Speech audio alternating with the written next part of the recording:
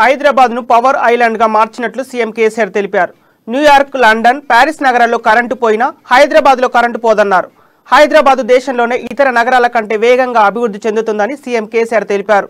ప్రపంచమే అబ్బరపడే విధంగా హైదరాబాద్ను డెవలప్మెంట్ చేస్తామని అన్నారు. ఇప్పటికే world best green city, best liveable city అవార్డులు హైదరాబాద్కు వచ్చాయని వెల్లడించారు.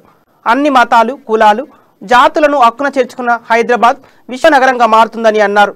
ఇక్కడ సమశీతల వాతావరణం ఉండటం వల్లనే దేశంలోని వివిధ రాష్ట్రాల ప్రజలు భాగ్యనగరంలో నివసించేందుకు ఇష్టపడతారని తెలిపారు. హైదరాబాద్ చరిత్రలో సుప్రసిద్ధమైందని సీఎం కేసీఆర్ వెల్లడించారు. ఢిల్లీ కంటే వైశాల్యం, జనాభాలో హైదరాబాద్ పెద్దదని తెలిపారు.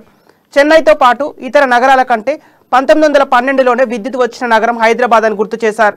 చెన్నైకు 1927లో కరెంటు వచ్చిందన్నారు. దేశంలో నిజమైన కాస్మోపాలిటన్ సిటీ హైదరాబాద్ అని కొనియాడారు. గతంలో హైదరాబాద్ నగరం ఎంత గొప్పగా ముందుకు పోవన్నో పోలేదు.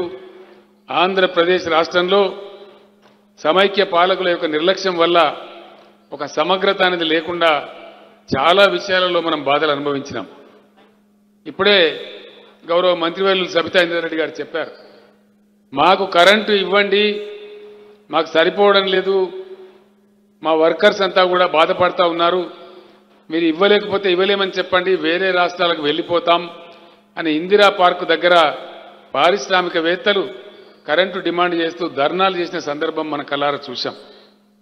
హైదరాబాద్లో ఏ బస్తీకి వెళ్ళినా, ఏ మారుమూల ప్రాంతానికి వెళ్ళినా చాలా భయంకరమైనటువంటి మంచినీటి బాధలు మనం కళ్ళారా చూసినాం, అనుభవించినాం. కుత్బుల్లాపూర్ ఎమ్మెల్యే వివేక్ గౌడ్ గారు ఆ ప్రాంతంలో మంచినీటి కనెక్షన్ కావాలంటే హైదరాబాద్ నగరం చరిత్రలోనే గొప్పది కాదు, వర్తమానంలో కూడా చాలా గొప్పది. దేశంలో ఏ నగరంలో లేనటువంటి అద్భుతమైనటువంటి సమశీతల వాతావరణం ఉండేటువంటి నగరం మన హైదరాబాద్ నగరం. భూకంపాలు రాకుండా భూగోళం మీదనే చాలా సేఫెస్ట్గా ఉండేటువంటి నగరం హైదరాబాద్ నగరం. అన్ని భాషలు మాట్లాడే వాళ్ళు,